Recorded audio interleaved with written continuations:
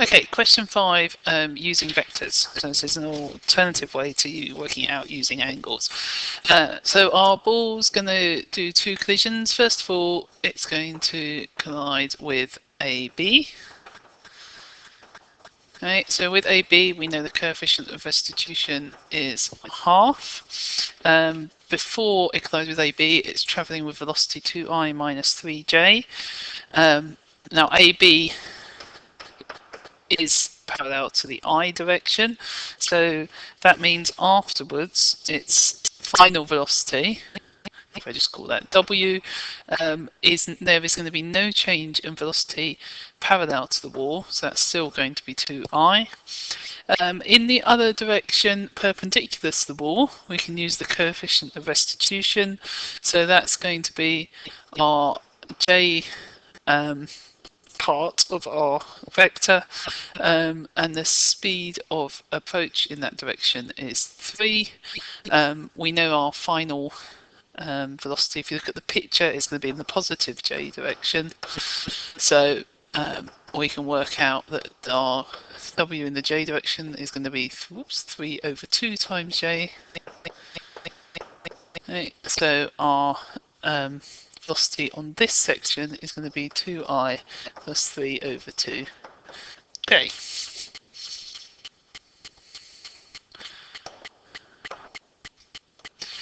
Okay, now we want to look at our collision with BC. Okay, now BC is not in the I or J direction, so BC has a direction negative I plus 3J. So what we want to do is we want to rewrite, I want to split our velocity that as we approach into 2 components. We want to know the component going directly towards and perpendicular to the wall, and we want to know the component that is parallel to the wall. Okay. So what we've got is parallel to the wall will be in the negative I plus 3J direction. The component of our velocity, if I do W parallel, as we approach, if we say this is W, we approach the wall, must be some multiple of that.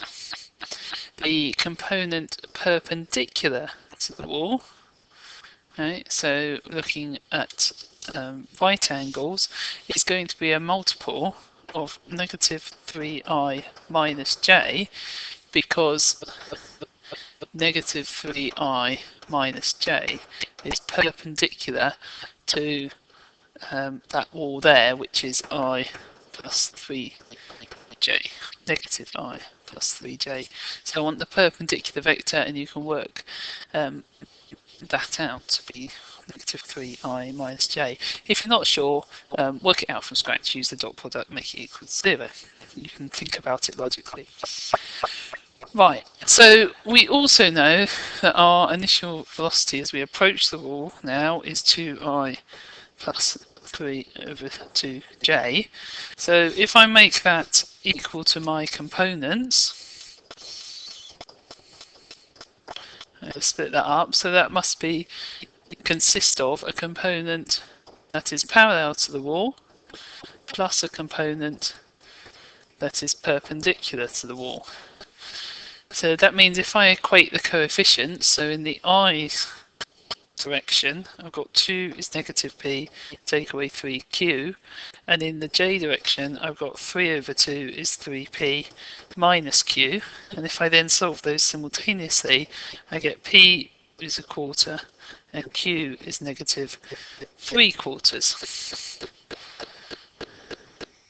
So now I've done this, I can split my velocity.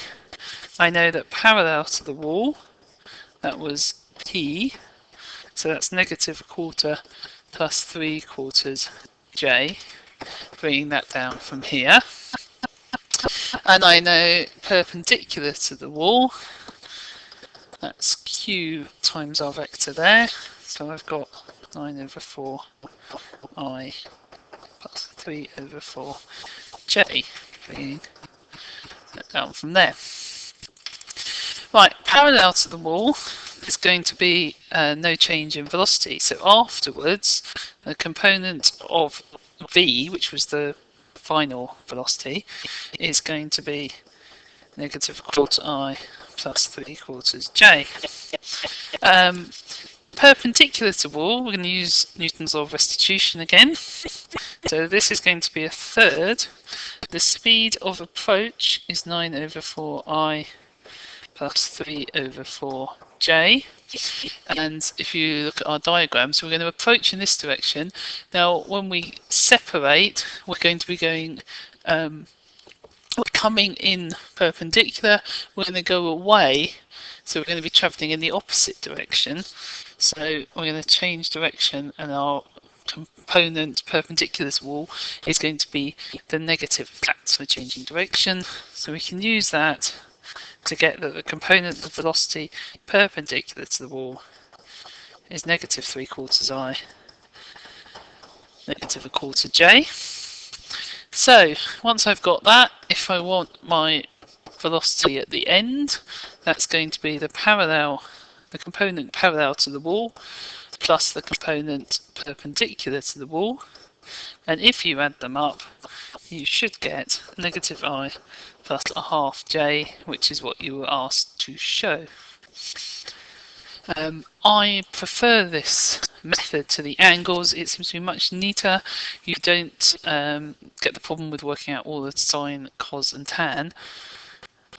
Yeah, so it's worth having a go through this question using this method and make sure you understand it, and then try applying this to some other similar questions.